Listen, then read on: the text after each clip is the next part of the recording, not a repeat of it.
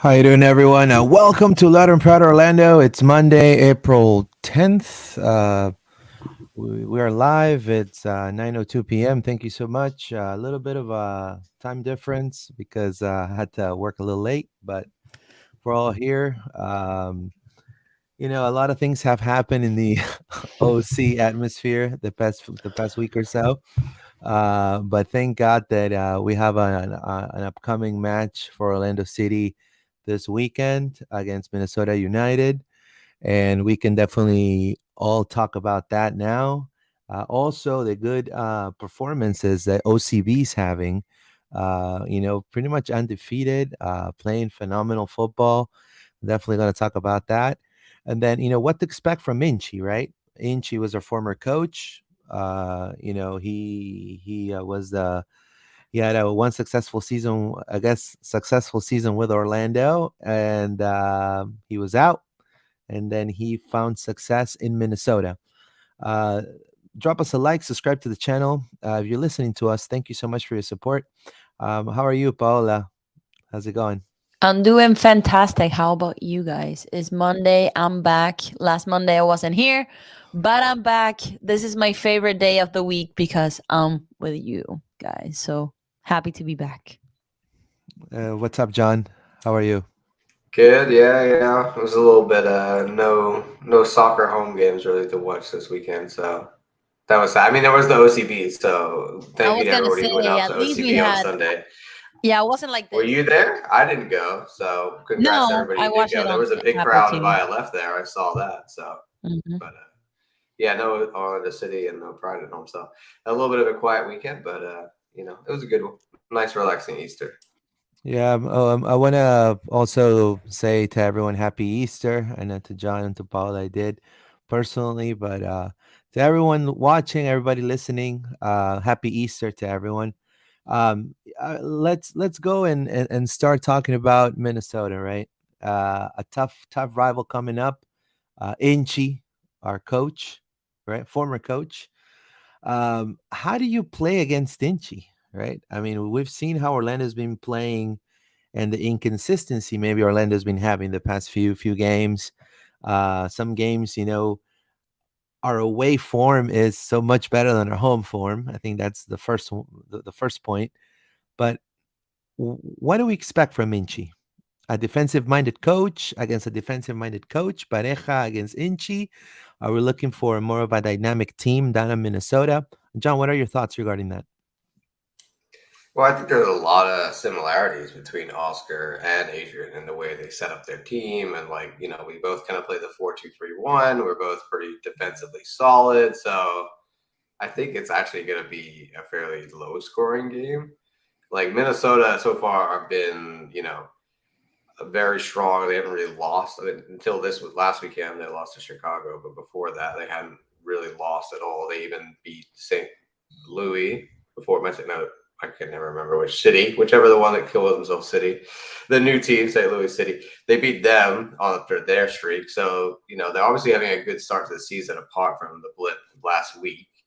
They, like I said, they lay out very similar to us, and we tend to have a problem at the moment scoring goals, and they're very good at stopping the opposition from scoring because that's the way Adrian he likes to play. He has hardworking defenders who are going to come out and give you 90 minutes of full work, and they're going to press everything and they're going to defend everything. So I think the two will kind of cancel each other out. I think we're going to see a low scoring match, sadly. How are you, Paula? We're coming through face Inchy. What are your expectations regarding this match coming up? So I was reviewing the last highlight against Chicago before this pod, and John said it, like they have a similar style of how we play. They tend to match. Depends on the team. I noticed I saw all lineups for each game that they have been um facing this season, and depends. They match up St. Louis. They were 4-4-2. So I'm expecting the same formation from us for 2-3-1 against us. We haven't faced them since the MLS bubble, MLS is back. So I don't have right now. I'm in the mindset of I don't have expectations for Orlando. To be honest, I don't want to be in that negativity. We're not gonna win. I want to win, but right now we're in this situation. What are we gonna do? So hopefully Ojeda unleash himself again, and Faku revives again for this match and put up some goals for us. So I'm expecting the same thing as Oscar is expecting from Orlando, protagonism from Minnesota because they're at home. So and defensively on our part needs to be nice and clean. So let's see how it goes with Minnesota. I'm with John. I'm not expecting. Probably we're a tie. I really don't know. We have to be careful on free kicks for Minnesota. We have to be careful of corner kicks too. So let's see. I just want to say this is the last score that I mean the Minnesota had against Chicago. They lost 2-1. Two goals for Kai Kamara. He still has gas left in the tank apparently. So he scored a brace against Minnesota, and Minnesota came with an all-time high performance against St. Louis, just like John was saying. Cut the streak short and surprised everybody. Now, one thing I'm going to say it's very clear. Uh, on paper, we have a better team than they do. I'm talking about the quality of players. Now, Orlando has a better quality team. I mean, I think the only ones that will jump to me and grab my attention, and they've had great performances so far, is obviously Luisa Maria, Trap, and Boxel. I think those three have always been, like their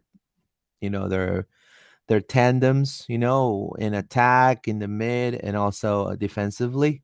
Um, Now, who do we got? I think we have a more of a dynamic player, and also the dynamic players, but also we have more options on the bench. So I don't know. Well, what do you think about that, John, regarding those three players for Minnesota? I think, like Paul has said, the set pieces are a big part of that. Like Adrian kind of drills them like old school English managers, where make the most out of those set pieces. Something that we really don't do. So Boxall is a real threat from those, right? He gets up high, he's big. I think he's from New Zealand, right? Isn't he like the captain of New Zealand or something? I might be wrong about that, but he's a big center back, and he gets up and causes problems on set pieces.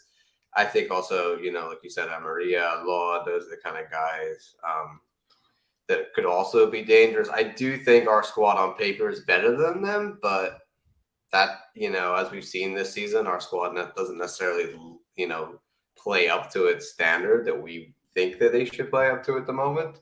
So maybe that's not really a factor. I would also say that Minnesota are gonna, make it very difficult for us. Like if you look at their results so far, it's all been like 2-1, 1-0, 1-1. Like there's not a lot of goals in there. And the same thing for us. So that kind of similarity continues where neither of these teams is really scoring a lot of goals, but neither of them really concedes a lot of goals. And that'll play into what I think Paul's right. I think it'll be a draw, most likely like a 1-1 or a 0-0. And hopefully we can use our subs to come on and make some difference later in the game. That could be where our depth really plays into it to maybe get a 2-1. Bring on some players that are going to change that when it's stuck in the 0-0 or a 1-1. But I don't know. I think it's going to be a real tight affair. That's the way Adrian likes to play games. Like he's going to make it difficult.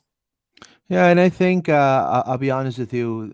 The 2 week break comes in in a great timing for Orlando. And people are going to say no, but you're so positive. I said no. I mean, it comes in a great timing because you're talking about all those games that we just had. Let me put them right here. When it comes to Orlando City, all the games we just had in the span of um, weeks, they all came. Look right here. So Tigres and Charlotte. I mean, there was really no breaks. Um, Now, this lengthy break, in a way, it's good for them. I know for a fact a lot of the players got enough time to relax with their families and spend a good time. Um, some of them, like Ivan Angulo, went to New York, right? Times Square. Galese went to Disney, and so forth and so on, right? So good time. Now we need to see, in my opinion, Kara back by now, right, John? Right, Paula? Do you think, Paula, we will see Kara? The real question is, where is he? Like, No one nobody knows. knows, It's man. like where's Waldo, but where's Kara? let's That's go. the reality. Let's call a insider. I mean, Right? it was a minor thing, like what, 4 weeks ago? So if it's A, minor, it's a like two knock, weeks, Uh-huh. and a that's knock. it's been like a month. So it's more of a major thing now, right? Or they Right. just haven't updated that, or he is ready. I don't know. It's something's off.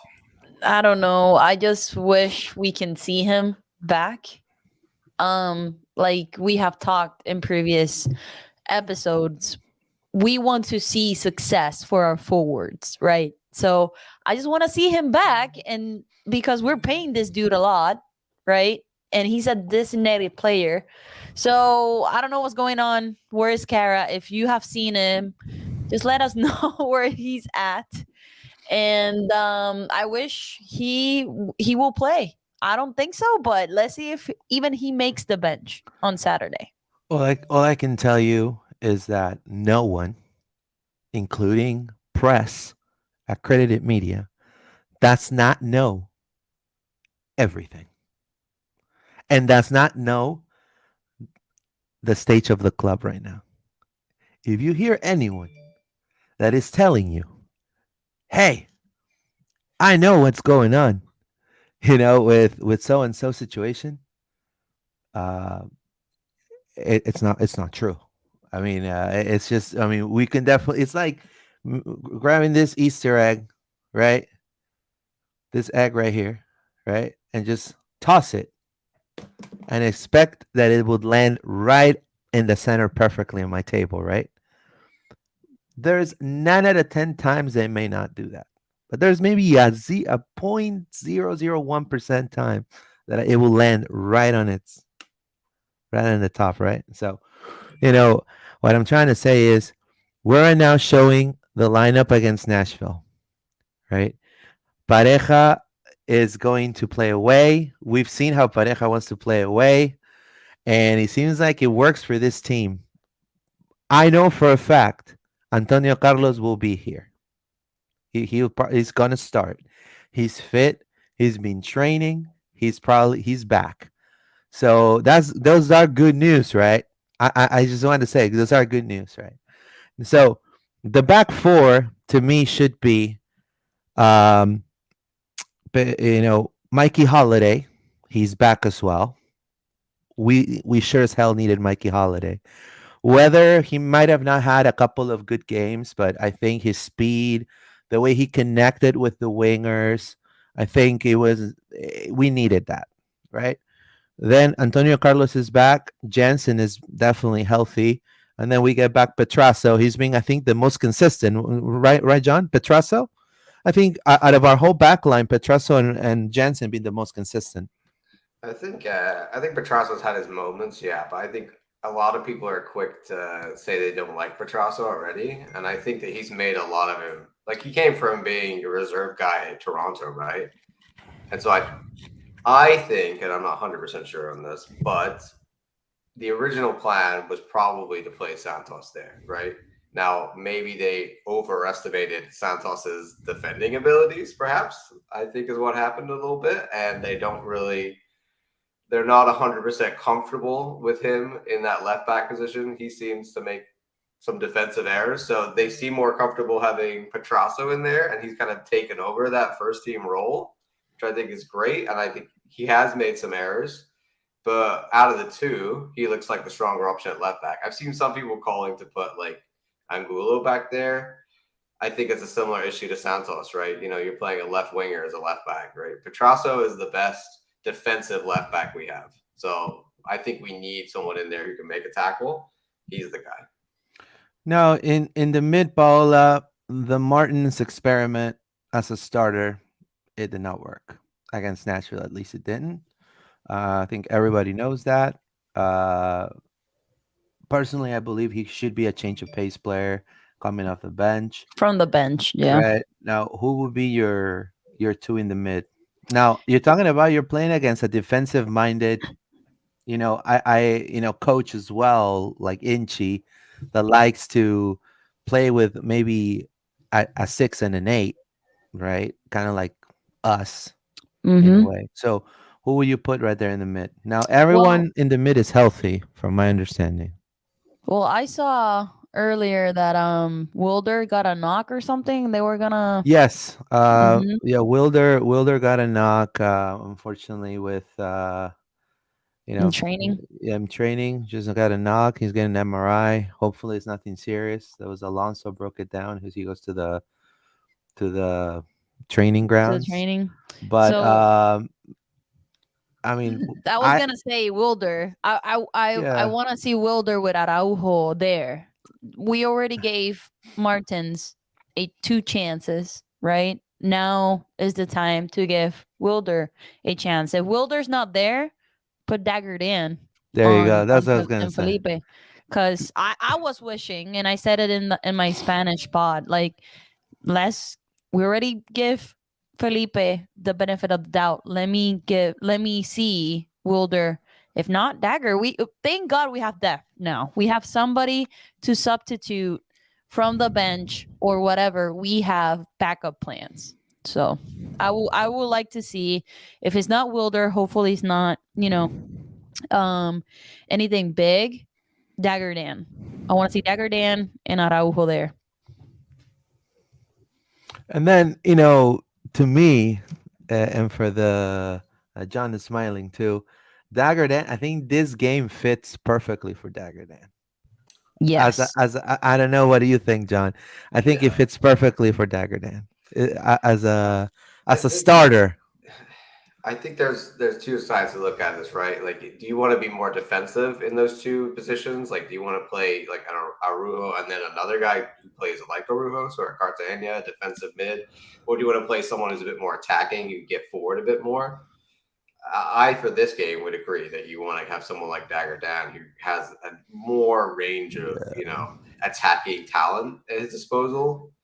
I think it also depends on when Mauricio plays, right? So we're talking as if Mauricio is going to play the 10. We don't know. Like Hopefully. Oscar, Oscar changes his mind about that every game. Am I wrong? Like It's a curveball. he'll move him in the middle of a game. So if Mauricio is playing, next to Rujo, then the question is who's playing the 10, not who's playing the 8. So I think I be- Mauricio is in there regardless. I I be- think that we've seen is he's sticking to Mauricio no matter yeah, what. yeah, I believe it should be Araujo, and Araujo as the sole number 6 right there in the mid, and then it'll be as a number 8 Dagger Dan on the left, and then Mauricio on the right. You know, Yeah, and that's then what I would love to see. I think that would be because Dagger Dan. I mean, if they want to kind of trace back and defend, Dagger can help Cesar right there. So you don't have like a double six type of tandem right there when they're going defensively.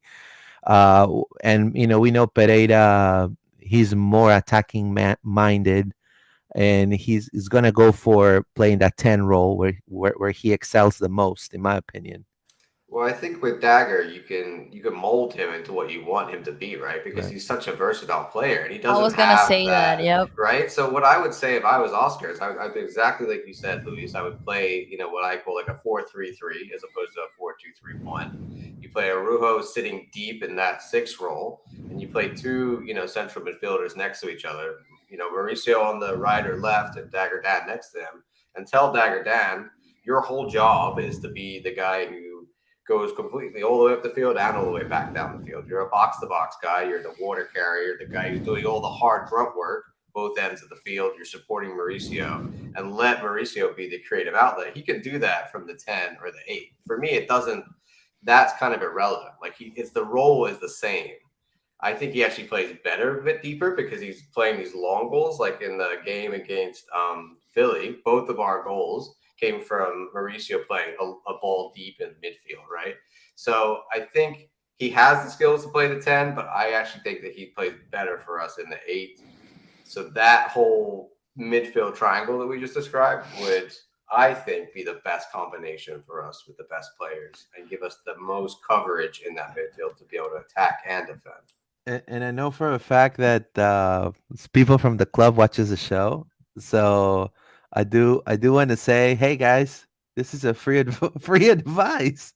You know, completely free. For the love of the city, city beautiful. I'm But surprised he hasn't tried this yet. Really, I thought that this yeah, would be because we've done this before. Like we've yeah, done this, 4-3-3. Oscar's done it with yeah, Mauricio in that 8, like yeah. just like that in other seasons. So I'm surprised he hasn't reverted to that. Probably he will do it on Saturday. Who knows what curveball Pareja's gonna throw us at us on Saturday? Another lesson learned in Nashville, guys, was you do not bench Facundo Torres. That's another and I was surprised. I was right. saying he's gonna be from the sub, but at the same time, I was just saying it to have a controversy or something. But he was actually on the bench, and I was like, "Oh, crappers!" So lesson learned. And I want to say the reason why that was because Oscar was probably Oscar and his staff was sure that Angulo could definitely outrun maybe their wings.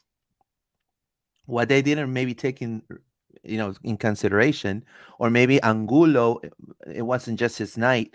It wasn't his night. He was just, I mean, the size of the wings is just the size and the build of the wingers for Nashville and the defenders, just Zimmerman against poor Ivan Angulo. It was just too much. You need there, maybe it could have been more beneficial for Orlando, maybe have a Gaston Gonzalez if you really wanted to play more defense, right? But I think Facundo Torres, he's more of a technical player. He would have maybe tried to find a way to get the ball to Pereira or even try to set up Ojeda for success right there on the left wing. So, in my opinion, I don't know what you think, Paola, but I believe that Facundo Torres should be on the left wing, or right, or in the or or on in the the right, middle. on the right wing, Mm-hmm. and then Ojeda put So on the left. yes, that was, and I was thinking that that was gonna be the formation for the last game against Nashville, but if it wasn't broke, why to fix it, right? This is the same formation that they utilized in Philly, and I was surprised. So I don't mind taking out Angulo as an experiment and putting there Ojeda and Facu on the left, or vice versa. I don't mind it to see what's going on, because for to be honest, I don't like Ojeda when he's in the middle.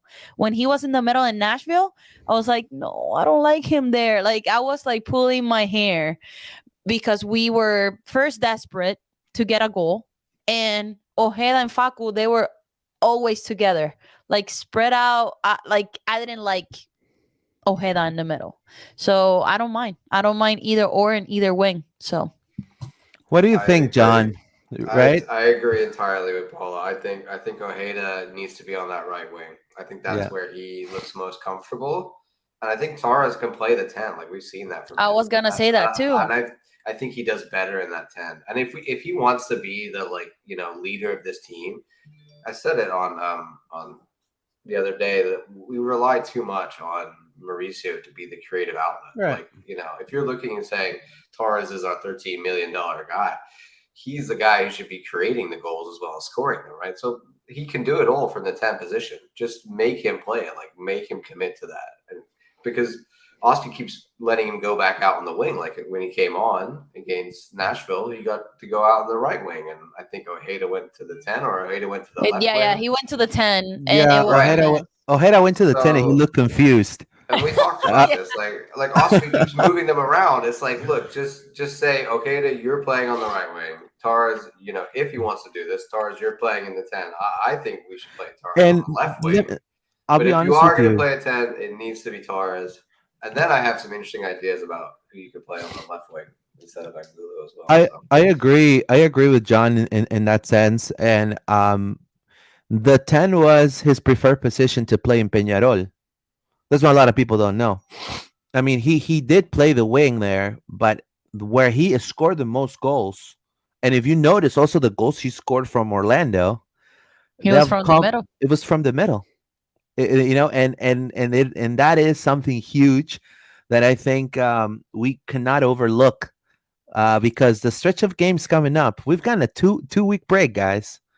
The stretch of games coming up, Orlando, yes, Orlando has some good competition coming up, and but these are games that we can definitely have to win at home. So I mean, I mean, there is no ifs and buts anymore.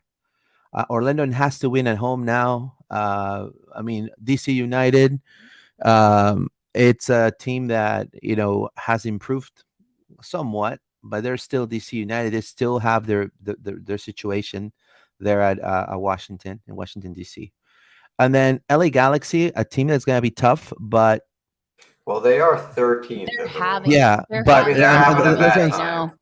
Yeah, they're having a bad time, but they're hmm the LA Galaxy. I true. mean, and so because there are teams in soccer that they play with a jersey. I've won 5 times. I have 5 stars on my jersey. You don't. Who the hell are you, little man? Right? With that type of attitude, and having Chicharito there, very vocal guy, and I feel like LA Galaxy is going to try to play that game, but I do believe that Orlando. I'm saying this 9:29 p.m. April 10th. Orlando has roster wise better team on paper than Minnesota, DC, and LA Galaxy right now. For me, my opinion. So I'm hoping for a turnaround. If Orlando wins 3 out of 3, the whole city is gonna go berserk, man. Right?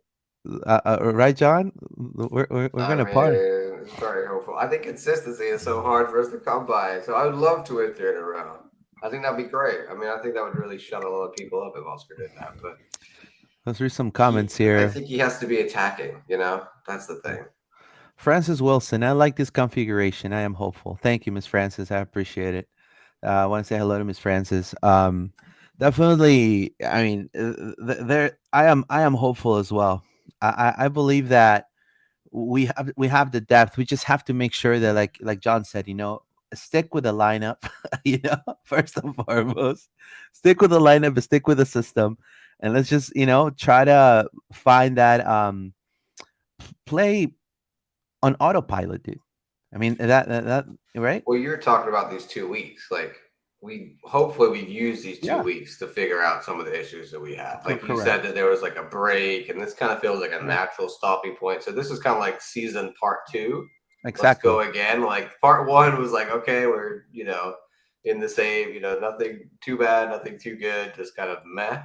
Let's see if we can improve on that with the next run of This is the 4 slap or on the 5 games. face for the players. Okay, time to wake up. Let's let's secure some goals and win games at home. So and keep that momentum, not the inconsistency. So Right. And Minnesota's coming up, and Inchy's coming up. Do you think there's gonna be an Inchy moment? No, no, knowing Inchy, John, do you think he feels some sort of little bitter maybe for Orlando, or you think that's past?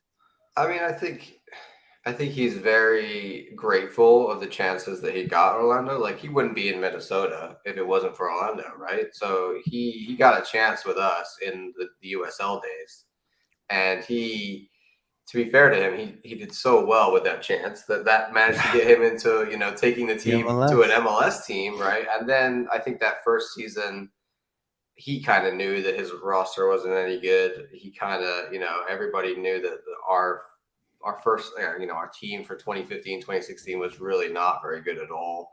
And Adrian did the best he could with what he had. And I think there was a little bit of impatience maybe to let him go a little bit too soon.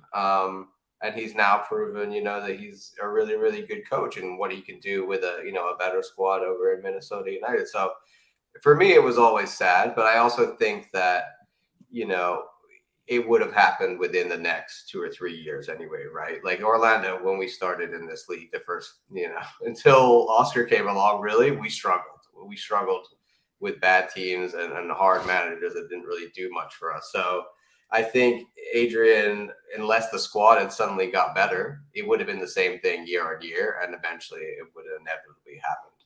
Mainly because the team just wasn't there for him, right? You see when he has a team that can compete in a league like it was in USL, he's a great coach. So I don't think that he's a bad coach. I think it was just bad timing for us and some impatience on the ownership of the Brazilian owners that just wanted to try and make a change, and they decided that Adrian was the guy that needed to go at the time. Now, Adrian right now is owning us in a way. I mean, you're talking about in history when we faced Minnesota. Minnesota has 2 wins, 1 draw, 1 loss, and 5 goals. We've had on our side only 1 win against Minnesota, which was with Nani, right?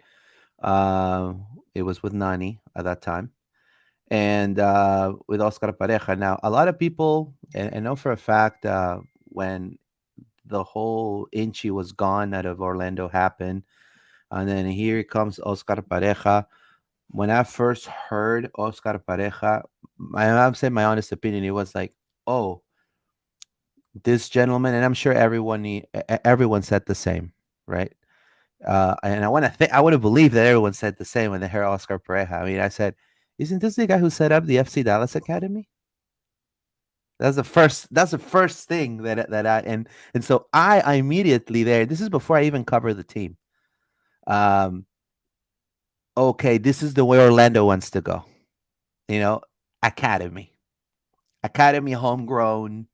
Creating my own players, right? Setting up stepping stones for what's to come in the future, and then look what Oscar has given Orlando. U.S. Open Cup and all that stuff. Now, a lot of speculation are still happening with Oscar. No one knows what's going to happen. I mean, all we honestly know is that what he has given the city, and the work that he's put on, the careers he's changed. I mean, he extended Pato's career longer than anyone ever thought a manager could have done it, and people overlook this stuff. Not only that, he overextend Nani's career. I was gonna say that he revived He Nani. revived Nani, dude. Like when Nani first signed, I said, "Oh, he failed in Europe like the last few years, before he came to Orlando. I mean, what is he gonna do? Because when Orlando signed Nani, it wasn't like Kaká. It was not like that. It was very low key, just like if they would treat like Fabian Loyola or anyone there from OCB, with just the picture, signature, nothing more, nothing less. I don't even think there was a video, and if there was, maybe I'm mistaken.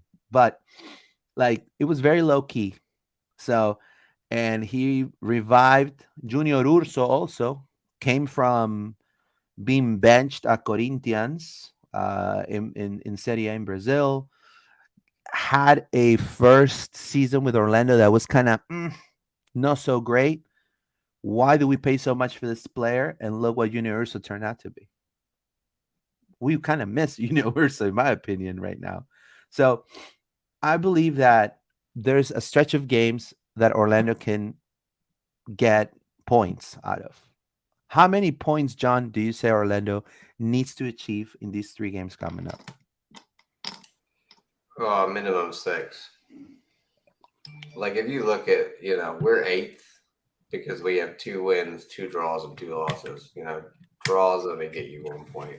If we have a season where we get a bunch of draws, we're gonna be, eighth, 10th, ninth, and that'll be for sure. So these home games where we've got our 2 losses, those have to be wins. And definitely against DC, that 100% needs to be Has three to be a win. points. the Galaxy one, it's the best. It's a great time for them to come. They're not looking that strong. So if it was another time when they were, top of the West, I would be like, okay, Galaxy are coming into town, let's try and get a draw, right? But this Yeah, third. Galaxy, I'm like, no, I want 3 points. They're like, Yeah, look, almost bottom of the West. Like, I want 3 points for this team at home. So out of those 3 games, we need 6 points. We need right two here. Look, wins, really. look at Galaxy, man. I know they haven't won a game, so yeah, I mean, we drew against Cincinnati, right? Who are top of the table, So we lost to Nashville then pretty well. We have played some tough teams who are up there, so I think that we need to get some wins against some of these teams that are lower down and easy pickings. Like DC at home, I want 3 points, 100%. If we get 3 points in that game, I'm not going back to Exploria Stadium. I'm not going to that game. So it's me that juju. So FYI, I'm just kidding. It'll But be I'm your gonna be fault. on vacation, so I'm not gonna be in that game. So hopefully we get 3 points. I'm gonna be watching wherever I am. I don't know if in my balcony back home because I'm going to Puerto Rico or something. So I will be supporting from PR, and if they win, that's a message for me, not to the team, just a message for me. I'm gonna reflect on that. I'm not allowed in the wall already because of the loss against Charlotte, and I'm not gonna be back in Exploria. I'm just kidding, but hopefully 3 points there. I'm surprised about the form of NYCFC and Chicago. Honestly, Chicago is the most surprising of all. Well, it's But Chris Mueller, man. It's Chicago. It's just Chris Mueller show right now. Like I'm upset with that one, dude. I have a friend who is the director of communications over at Chicago. He used to work for Orlando City, and I texted him about Chris Mueller. I was like, dude, why is Chris Mueller like killing it for you? I'm upset. Like he left us. He goes to Scotland. It doesn't work out. Why come home? Like come back then. That's fine. Don't go to Chicago and score goals for them. That's upsetting. yeah, I mean, it happens. It happened with Kyle Aaron too. So, I mean, and he didn't come back No, to the but he didn't MLS. come back, is what I'm saying. Like, if you're going to come back to the MLS, why do we know? That's the part I don't understand. Maybe it's Like, an don't we have Orlando like thing. first right of refusal? Like, he just obviously didn't like Orlando. Like, well, okay, all right. I was a little bit hurt by that. I don't know if you can tell, but yeah. Does Yeah. anyone else feel this way? Am I the only one who feels like Chris Mueller is, upsetting the fact that he's now scoring I for mean, he wrote Chicago a when book. he was I mean, killing it for us before he went to He was killing Scotland? it. yeah, We I mean, believed on him because everybody was speculating about Chris Mueller. Like, oh, from the draft, who is this kid? We picked him up. He had a successful from the second year, not the first year. I will say the second year, Because we since he developed him. started. We made him play time. Like we got him good enough to Exactly. play. Exactly. So uh, now I see him. It hurts because he's from our own. We draft the kid. He went to Europe trying to get better things. It didn't work out. Now he's in Chicago, in his hometown, right? But at the same time, it's like, why? Like imagine if Benji came back to the MLS and then went to go play for another MLS. I mean, that one would hurt more than Chris Mueller because it's Portland. Benji. I mean, he could, right? He But could. He that's the thing. studied Like over there. I'm all for you going to Europe. Go do your thing. But if you're gonna come back, like come back and play for the team that I don't know. That's one's maybe, been bothering maybe, me for a maybe while. he felt like because of the depth of the team of Orlando that they were the signings that they were having, the competition was going to be a little bit more fierce. Because if you think about it, I mean, and no disrespect to Chris Mueller, but Gaston Gonzalez, what he did in Argentina was, I mean, he scored more goals than Chris Mueller in his last 2 seasons in Orlando. You're talking about Facundo Torres. I mean, everybody wanted him, or he decided to come to Orlando. Then you had Martin Ojeda. So, I mean, Martin Ojeda wasn't in the picture, but I mean, you're talking about he apparently thought, hey, it's probably better for me to be that, you know, have the opportunity to not to have so much competition near me. And Chicago was a team that really wasn't doing that great at the time that he was signed. And maybe that's what it is, or maybe he wanted, like, I don't know, go see the Bulls, or I mean, yeah, or some guys just don't, on some Orlando's on just some not hot for them, and dogs. they want to be in another, market. They want to be in a bigger city or whatever. Right. You know what's funny about Chicago as well? They do better without Shakiri. Yeah. Since he's been gone, and they've been playing this Brian. I think it's Brian Gutierrez is the young guy they've been playing at the 10 Yeah. instead of He's him, and he's great. been killing it for Fantastic. them. Yeah. So it's almost like, where does Shakiri can't get back in the team? I wouldn't put him back in the team if I was them. And it's one of the lowest attendance team that has MLS right now. They don't get people in their stadium. It's like 11,000 or 12,000 this past weekend. And I'm like, Orlando better win games at home. Yeah. Yeah. I mean, they're gonna. I mean, they Yeah, have I mean to. they're a long established franchise.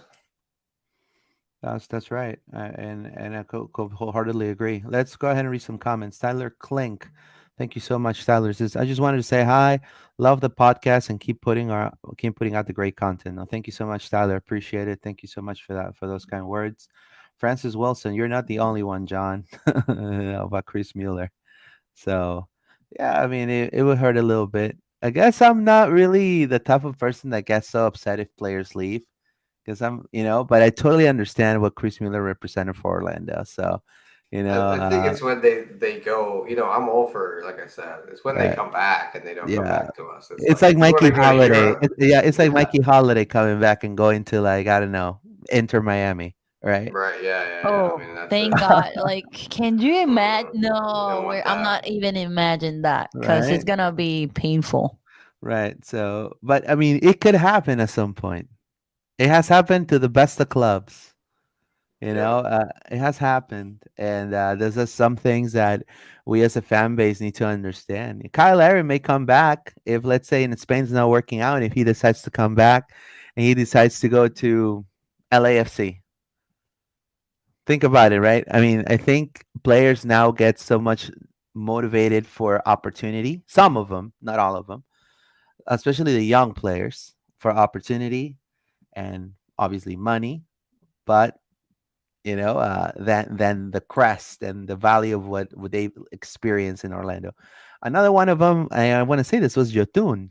Yotun had the chance to come back to Orlando City, and he decided that he could get more money and sign with the Peruvian team, and now he went downhill. And he's gonna stay in Peru. He's gonna retire in Peru more than likely. Mr. J Santos Mueller turning to a Duncan. There you go. That's right. Anderson Pacheco. Mueller's Orlando exit wasn't smooth. I don't blame him for going back home. Yeah, I mean, he is from Chicago, right? Is he? Yeah. Oh, Yeah, he is. oh, well, that's fair then. Okay, I take it all Yeah. back. you're Sorry, not Chris. you're not mad at him anymore. No, that's fine. If you're from there, that's your hometown. I can respect that. I can't argue No, with yeah, that. that's his hometown. That's his hometown. All right, Well, I'm still a little bit upset, but it's yeah, just but to still, ease some pain. maybe he didn't like, maybe he was tired of eating, cholo dogs or something, right? Maybe he said, "Hey, I want to eat a hot dog from Chicago." From Portillo's or something like that. Right. I want to go eat, right? But anyways, another great, and I would say great, performance. I will say, and it's OCB. I mean, what OCB is doing right now, it's incredible. And it tells you that there are positives in this club. Not everything is, that everything's falling apart, right? Or that everything is chaos, and I have to be right. It's there's a lot of positive. I say if we go down in the mid, we go down with injuries, and we need someone, a creator or somebody that's able to play that 8 role. Juninho, it's a great chance. I think he's shown consistently in all these OCB games that he can definitely do that role. I don't know, John. I think you wanted to say something.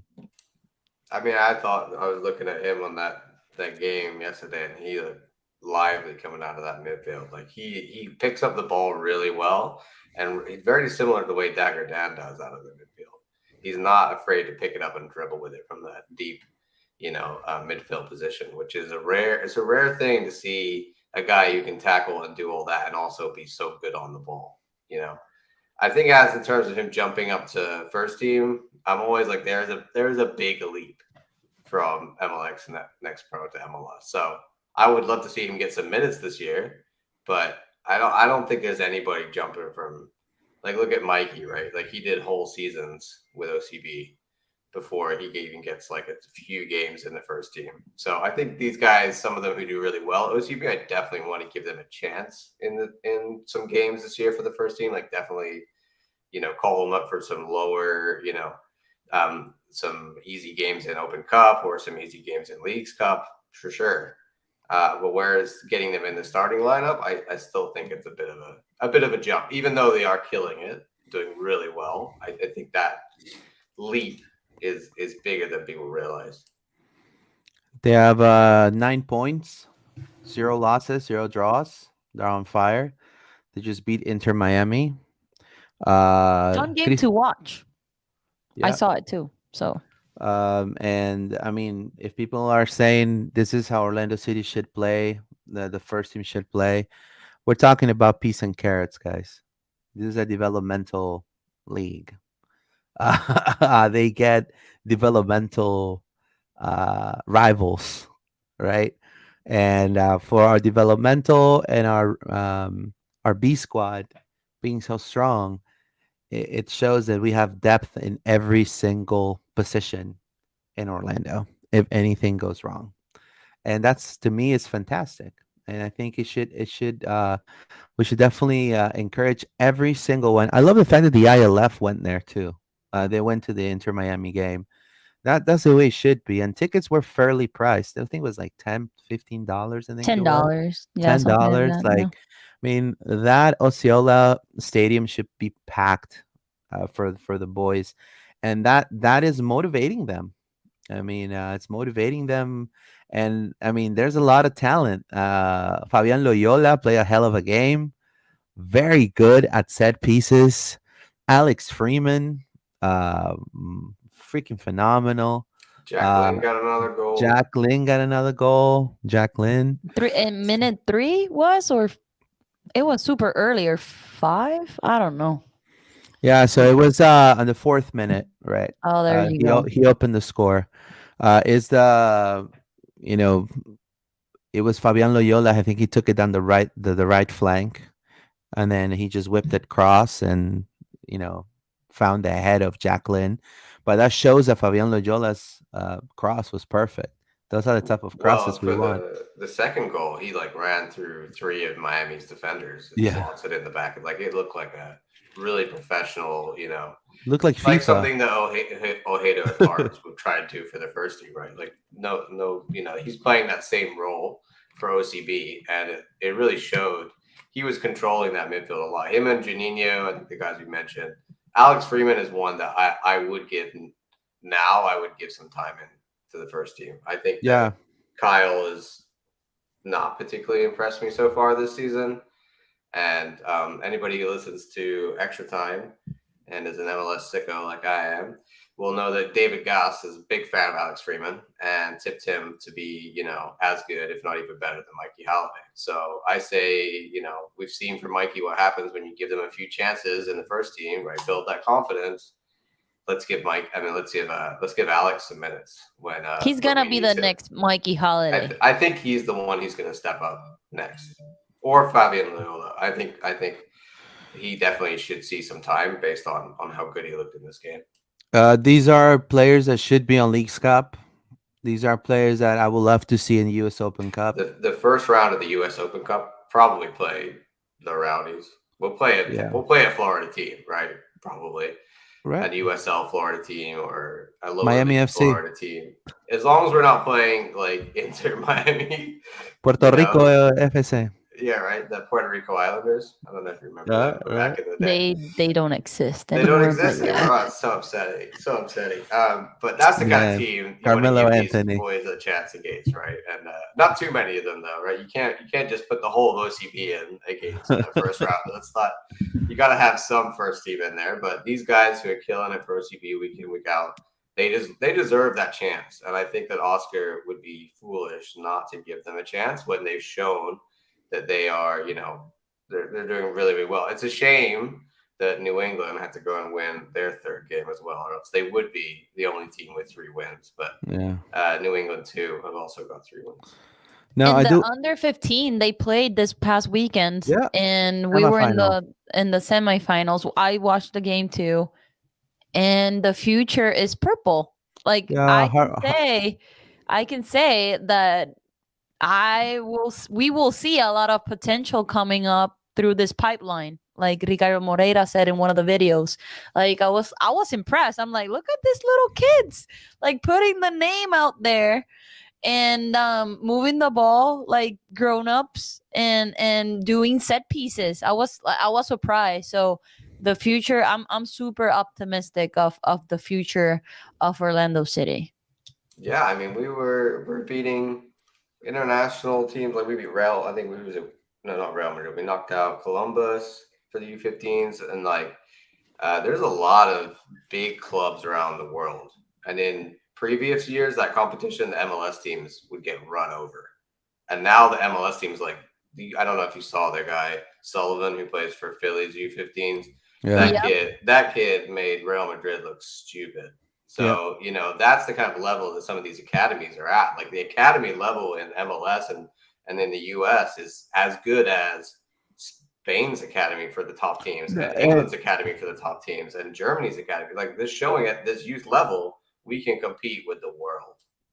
And you wouldn't believe how many people in South America, and I'm going to say this, I'm going to be completely honest, they downplay the MLS tremendously. Even people from my other podcast, all right? They're like, oh, what do you have? McKinney. What's McKinney won in the world?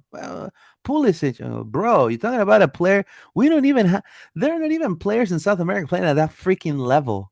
And you're talking about, so the academy level, people in Peru flip out. I'm gonna say this wholeheartedly. If they're listening, it's okay. That's fine.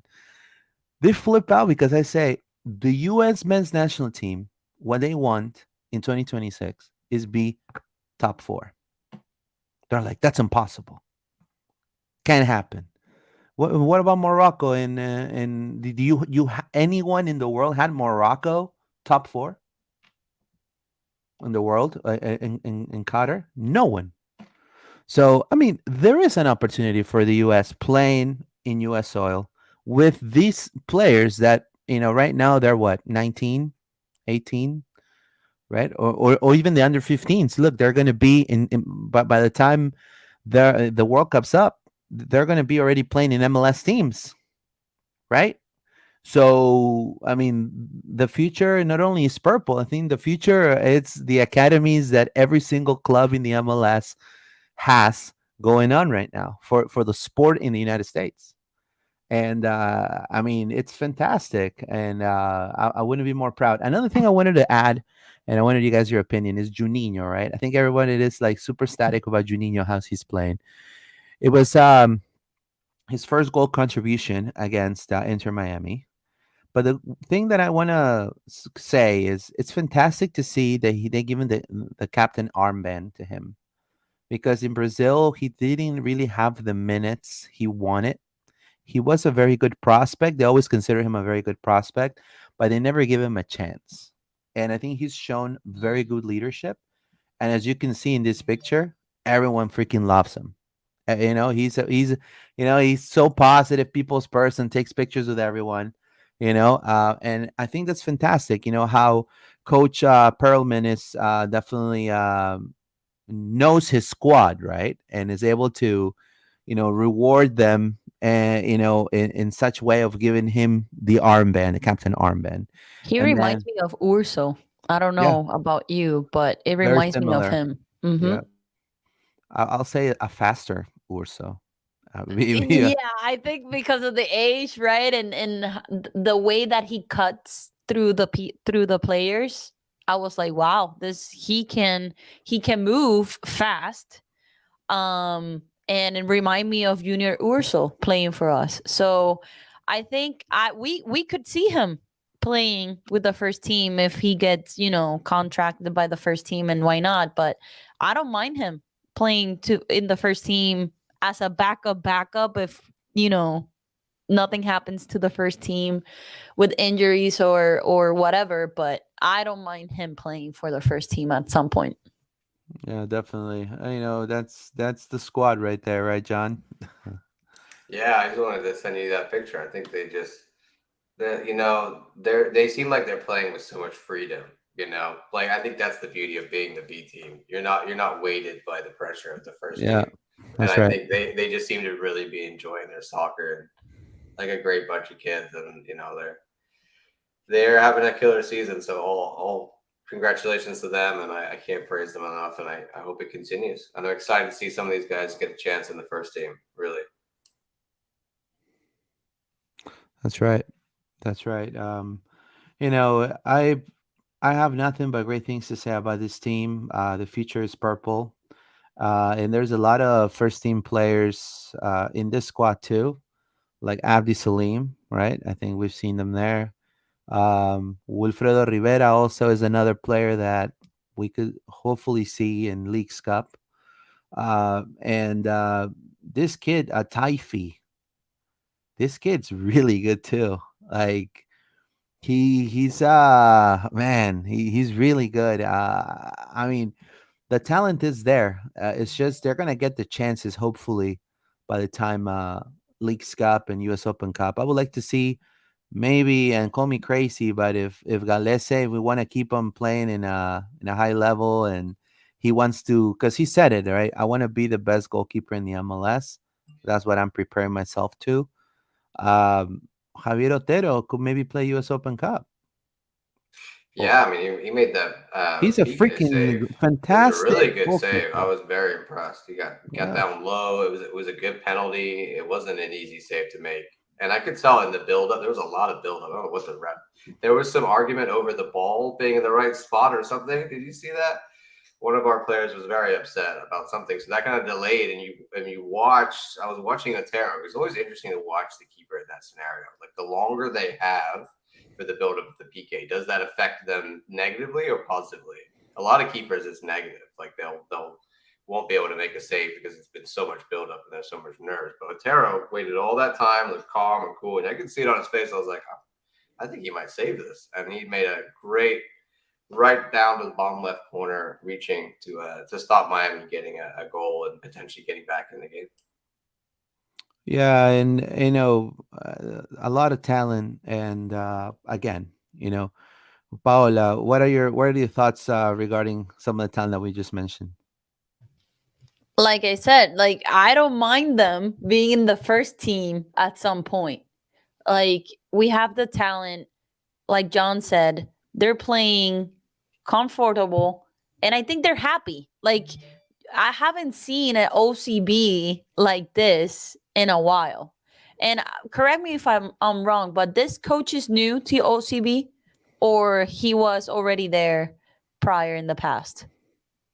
Because I've never seen this coach, and I think what he has implemented with OCB is been good for this season. Yeah, he was here last season, Oh, okay, gotcha. but obviously the talent was not there last season. I think the Now the they have squad a has lot of been, talent. yeah. Like Medina played really good. That's my cousin. I don't know if he's my cousin, but shout out to Medina. He was playing good.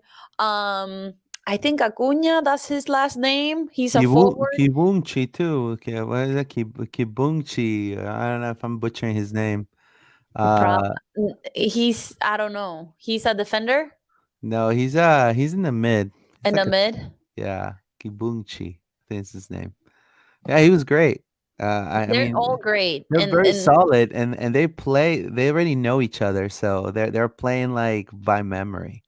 Like, okay, so Juninho has the ball. Okay, he knows already who to pass it to, and that's, I think, like John was saying, playing with no pressure creates that. They get more into their game. You know. Now, I do want to say that there is national teams scouting this team. When it comes, and I want to say this because this is good for Orlando. I mean, Juninho, Brazilian national team. Obviously, he's already. I don't think he will make the national team of Brazil. I think the elites make that that big team. But for I know for a fact is per sources in South America, the Venezuelan national team is keeping an eye to Javier Otero. Uh, he has a he could represent the United States and also Venezuela. He's shown interest. And also Fabian Loyola. The craziest part with Fabian is that he Chile, national team from Chile, is also looking at his performance and they're hoping to see him more play in the first team squad. And if they do, they are going to definitely look out for him. Now, the U.S. also is on contention. From my understanding, I think he will prefer to play more in the U.S. But you understand also the competition, right? I mean, Chile right now, they don't have a player at that position uh, like him, and the U.S.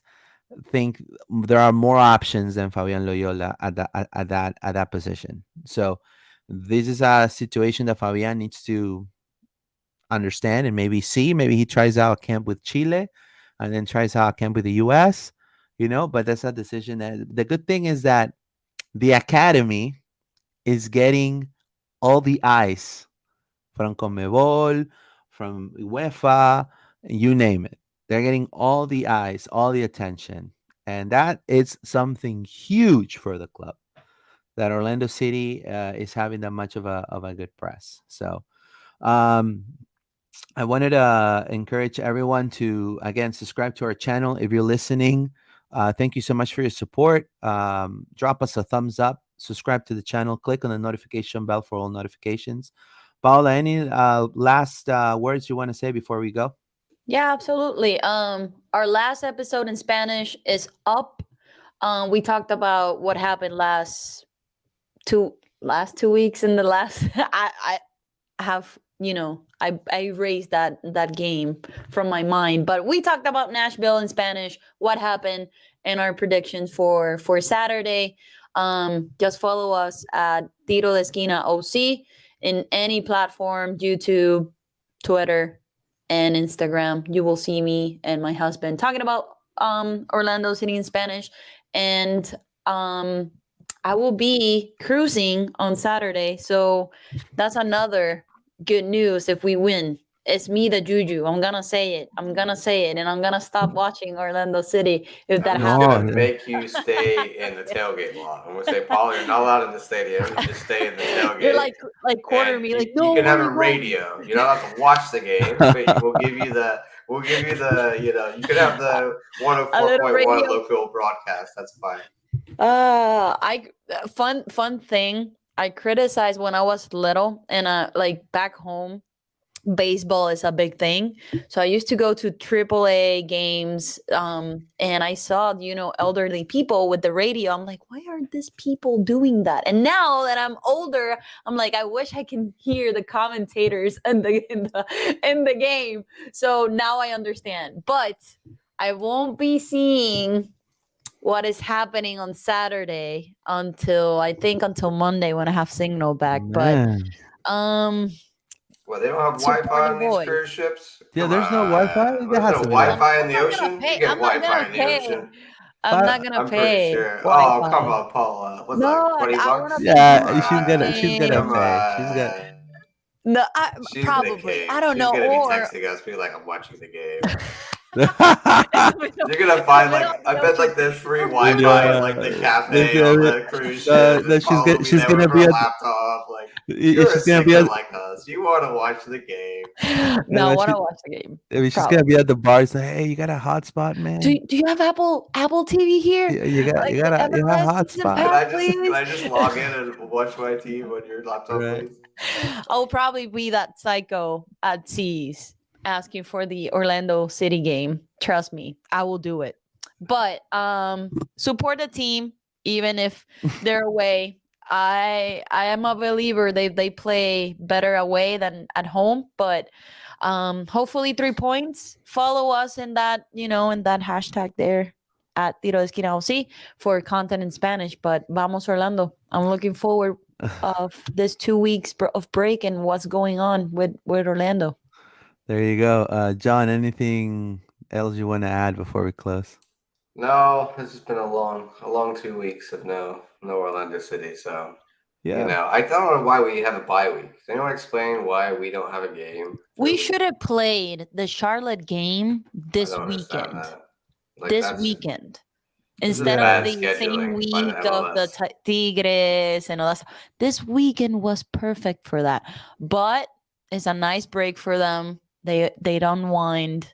Let's pray that is more points coming up.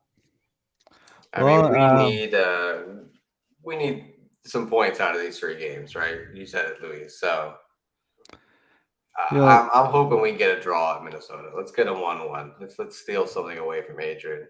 That would be I great. I want to win against Minnesota. I think it's possible. And I want everyone to stay united for the team. And then we come to DC, pack DC, pack LA Galaxy. That game is going to be pretty special for me because before Orlando came into play, way before Orlando came into play, I used to play FIFA with LA Galaxy all the time. So, back in the day, the last MLS Cup that they got with Donovan and Robbie Keane. Remember Robbie Keane? Good old Robbie Keane, right? So, I think the and Galaxy fans are longing for those days right now. yeah, yeah. That used to be the Galaxy that everyone remembers, right? And I remember because I went to the Rose Bowl for and I was talking to a lot of Galaxy fans that will live nearby because they want to support Mexico, and they're like, "Yeah, we don't longer have LAFC has completely changed LA sports, especially in soccer." And they were like, "Yeah." So I do want to say, stay positive, stay true. Don't get caught by negativity. All right, words of advice. Don't believe the hype. Right, it's another word of advice. And then I do want to say that Heart Full of Pride podcast is coming up for the first episode this week.